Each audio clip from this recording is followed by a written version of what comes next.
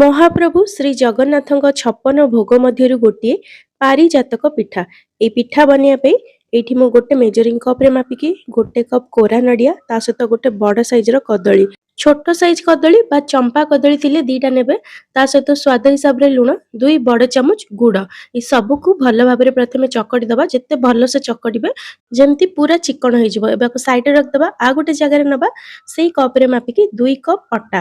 2 cup ଅଟା ପାଇଁ ଏଇଠି ମୁଁ ଗୋଟେ ବଡ଼ ଚାମଚ ଘିଅ ନେଇଛି। ଆପଣ ଯଦି ମେଲ୍ଟ କରିକି ଘିଅ ନଉଥିବେ 2 ଚାମଚ ନେବେ। ଏବେ ଅଟା ଘିଅକୁ ଭଲ ଭାବରେ ମିଶାଇ ଦେବା। ଏବେ ଏଥିରେ ଗୋଟେ ମସଲା ପଡ଼ିବ, ଲବଙ୍ଗ, ଗୋଲମରିଚ, ବଡ଼ ଅଳେଇଚ ଭଲ ଭାବରେ ଗୁଣ୍ଡ କରିକି ଏଥିରେ ଦେଇଦେବେ। ତା ସହିତ ଆମେ ଯେଉଁ ଅଟା ଘିଅକୁ ମିଶେଇକି ରଖିଥିଲେ ସେ ସବୁକୁ ଦେଇକି ଭଲ ଭାବରେ ଚକଟିବା। ଯେତେ ଭଲସେ ଅଟାକୁ ଚକଟିବେ ବା ଦଳିବେ ସେତେ ଭଲ ପିଠା ଆପଣଙ୍କ ତିଆରି ହେବ। ଦରକାର ଅନୁଯାୟୀ ଆପଣ ଏଥିରେ ଅଳ୍ପ କ୍ଷୀର ମିଶେଇବେ, ପାଣି ବିଲକୁଲ ବି ଦେବେନି। ଏଠି ମୋତେ ଟୋଟାଲ 2 ଚାମଚ କ୍ଷୀର ଲାଗିଥିଲା। ଏଠି ଦେଖନ୍ତୁ ଅଟା ଚକଟା ବେଶୀ ନରମ ରଖିବେନି, ଟିକେ ଷ୍ଟିଫ୍ ଡୋ ଦରକାର। ତ ଏବେ ଆକୁ କଭର କରିକି ଆମେ 10 ରୁ 15 ମିନିଟ୍ ପାଇଁ ରଖିଦେବା। 15 ମିନିଟ୍ ପରେ ପୁଣି ଥରେ ଭଲ ଭାବରେ 5-7 ମିନିଟ୍ ଚକଟିବେ।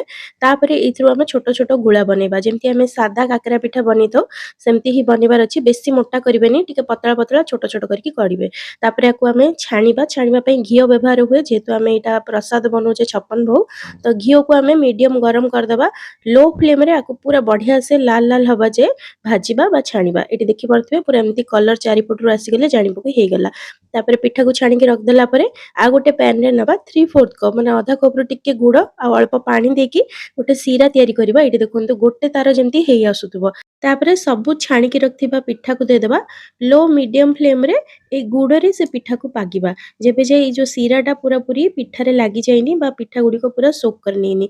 तो पाखापाखि 7-8 मिनिट पर एटी देखि पड़थिबे बढ़िया भाबरे पिठा ऊपर गोटे कोट आसीगलानी। एबाकू ठंडा हवा पई छाड़ दबा। ठंडा हेगला परे एटी हमर पारिजातक पिठा पूरा पूरी रेडी। रेसिपी भल लागिले निश्चय लाइक करिवे, शेयर करिवे।